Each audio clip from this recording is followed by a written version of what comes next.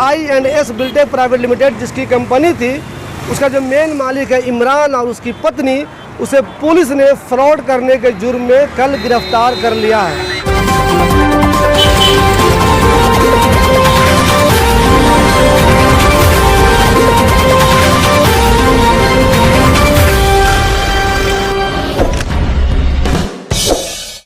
दोस्तों, मैं अभी शाहीन बाग में हूँ, सरिता विहार रोड पर।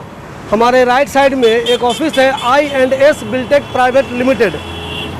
इस ऑफिस के बारे में वो लोग ज़्यादातर ज़रूर जानते होंगे, उनमें से ज़्यादातर लोगों को ये बात ज़रूर मालूम होगी जो ओखला में या ओखला के आसपास कहीं भी, नोएडा में, फरीदाबाद में, गाज़ियाबाद में, सोहना में, जेवर में या कहीं भी ज़मीन की ख़रीदो फरोख्त में शामिल है जो लोग। मैं इसलिए आपको ऐसा कह रहा हूँ कि कुछ दिनों पहले तक या आज से पहले तक जब भी आप ज़्यादातर लोगों से पूछते तो वो I&S बिल्टेक प्राइवेट लिमिटेड के बारे में ज़रूर बताता। अब वो जो ये ज़रूर कहता कि हाँ, मैं भी इस वाली टीम के साथ जुड़ा हुआ हूँ, अगर आपको भी जेवर एयरपोर्ट पे ज़मीन चाहिए तो आप मुझे बताइए।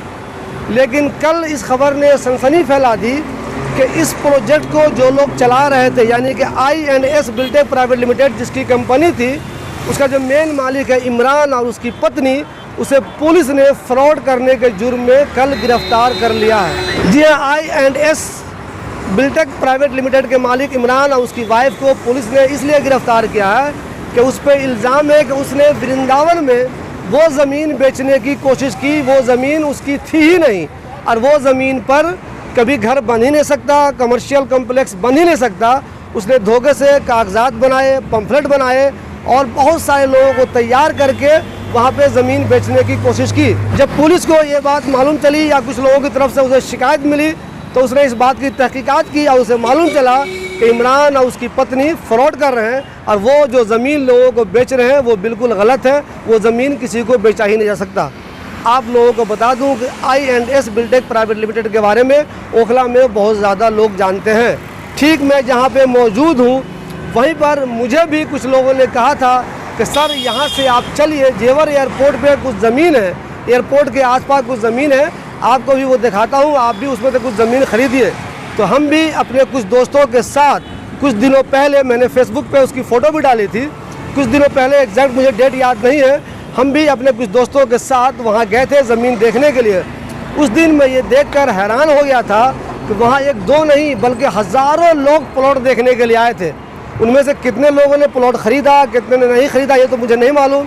कितने नकली एजेंट थे, कितने असली एजेंट थे, कितने नकली ख़रीदार थे, कितने असली ख़रीदार थे, ये तो मुझे नहीं मालूम। लेकिन उस दिन हज़ारों लोग वहाँ पर थे, प्लॉट देखने के लिए आए थे और मैं उनको देखकर हैरान रह गया था। और इस बात की पोस्ट मैंने फेसबुक पर डाली भी थी कि ये जो भीड़ यहाँ पे देख रहे हैं वो रैली में नहीं आई है बल्कि प्लॉट ख़रीदने के लिए आई है। लेकिन कल ये देखकर मैं हैरान हो गया कि जो इमरान उस प्लॉट को लोगों को दिखवा रहे थे, जो प्लॉट वहाँ बेच रहे थे, वो धोखेबाज निकले। अब तक की पुलिस की खबर के मुताबिक हो सकता है उन्होंने वृंदावन में जो प्लॉटिंग की है उसमें सिर्फ धोखा हो, अब बाकी जो प्लॉटिंग वो कहीं कर रहे हैं उसमें कोई धोखा नहीं हो। लेकिन अब तक की जो मेरी जानकारी है उसके मुताबिक वृंदावन में जो प्लॉटिंग हो रही थी उसमें धोखा हुआ है। तो हो सकता है ये कंपनी जो I&S बिल्टेक प्राइवेट लिमिटेड है उसने हर जगह लोगों के साथ धोखा किया। हो सकता है उसने अब तक जहाँ जहाँ प्लॉटिंग की हर जगह धोखा हुआ। तो ये जानना बहुत दिलचस्प है कि जो हज़ारों लोग वहाँ जाते थे उनके साथ भी क्या धोखा हो गया है।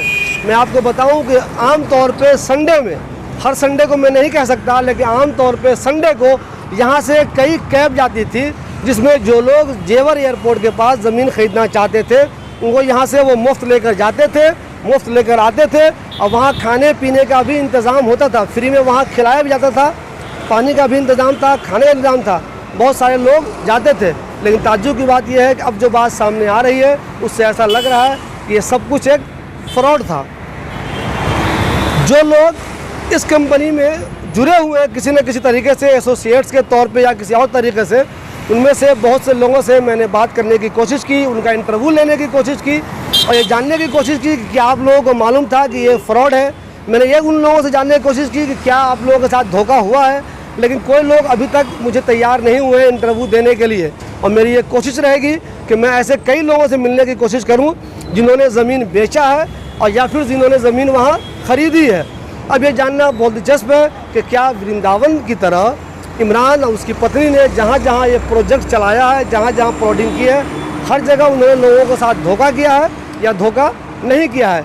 फिलहाल जितनी खबर मुझे मालूम थी कि इमरान अपनी पत्नी के साथ अरेस्ट हो गए हैं और उनका जितना भी प्रोजेक्ट है पुलिस उसकी जांच कर रही है कि जहां जहां इसने प्लॉटिंग की है क्या हर जगह फ्रॉड है, क्या उसने हर जगह धोखा किया है, इसकी जांच जारी है। फिलहाल सिर्फ और सिर्फ वृंदावन के बारे में पुलिस ने बताया है कि उसने यहाँ पे फ्रॉड किया है, उसकी अरेस्टिंग हो गई है और उसे जेल भी भेज दिया गया है। आने वाले दिनों में इमरान क्या कहते हैं, उनके वकील क्या कहते हैं, ये देखना दिलचस्प होगा। फिलहाल उन लोगों के लिए बहुत चिंता की बात है जिन्होंने जेवर एयरपोर्ट पे या फिर इस कंपनी के ज़रिए कहीं और ज़मीन खरीद लिया होगा। हमारी भी कोशिश है कि हम उन सब लोगों को आपके सामने लाएं जिन्होंने वहाँ ज़मीन खरीदी या जिन्होंने किसी को ज़मीन बेची।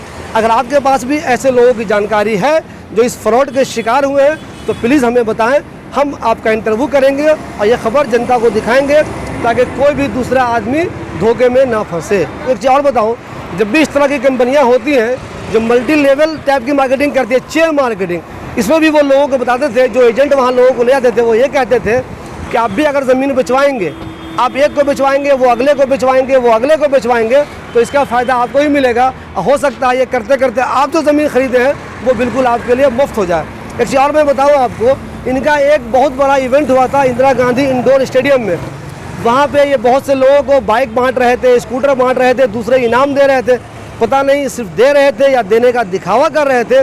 लेकिन वहाँ एक दो नहीं 50 बल्कि सैकड़ों स्कूटर थी जो उन लोगों को इनाम में दिया जाना था जो कि अच्छा काम कर रहे हैं, यानी कि वो ज़्यादा से ज़्यादा ज़मीन बेचवा रहे हैं। पता नहीं ये ज़मीन वो बेच भी रहे थे या सिर्फ धोखेबाजी कर रहे थे। वो स्कूटर वहाँ किसी को दी भी गई या दोबारा शोरूम में वापस कर दी गई, इसका मुझे इल्म नहीं है। लेकिन बहुत ताम झाम से बहुत हाई लेवल का इंदिरा गांधी इंडोर स्टेडियम में एक प्रोग्राम हुआ था जिसमें हज़ारों की संख्या में लोग आए थे। पता नहीं वो लोग आज क्या सोच रहे होंगे जब इमरान और उसकी पत्नी की गिरफ्तारी हो गई है। मुझे कई लोगों ने बताया, जब इस ज़मीन को हम लोग वहाँ देखने गए थे तो मुझे कई लोगों ने कहा था कि सुनने में आया है फलाने साहब को स्कॉर्पियो इनाम में मिली है, सुनने में आया फलाने साहब ने ज़्यादा ज़मीन बेच दी तो कार इनाम में मिली है। मुझे उस वक्त भी ये बात झूठी लगती थी और अब तो ये बात और भी कंफर्म हो गई, वो सब का सब एक फ्रॉड था।